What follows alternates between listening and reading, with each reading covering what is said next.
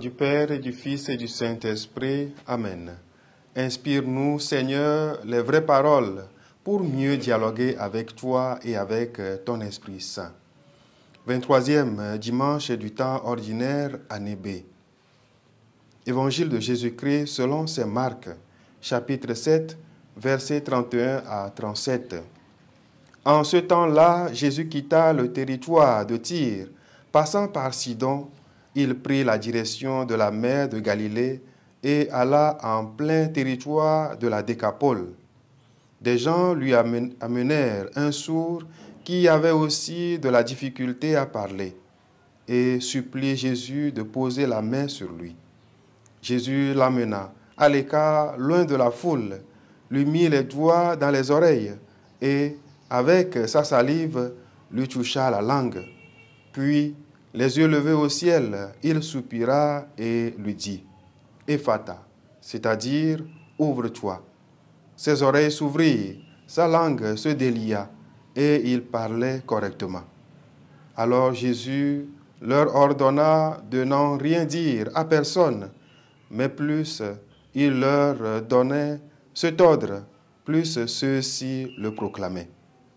Extrêmement frappé, il disait « Il a bien fait toutes choses. Il fait entendre les sourds et parler les muets. » Acclamons la parole de Dieu.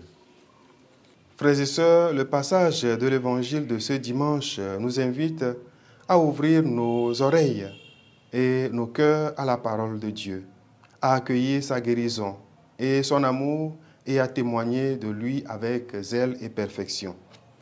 En effet, lorsque Jésus guérit le sourd-muet, les gens s'exclament « Il a bien fait toutes choses.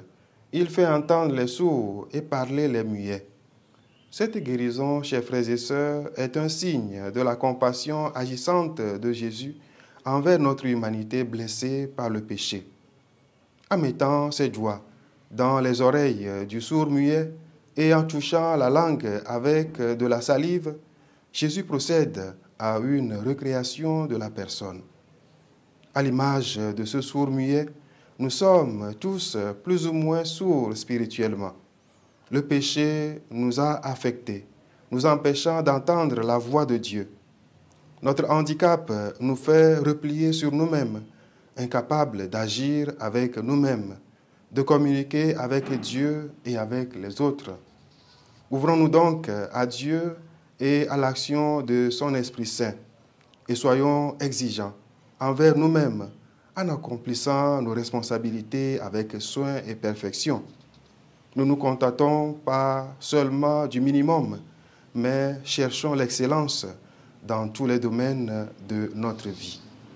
Le Seigneur soit avec vous. Que Dieu Tout-Puissant vous bénisse, le Père, le Fils et le Saint-Esprit. Amen.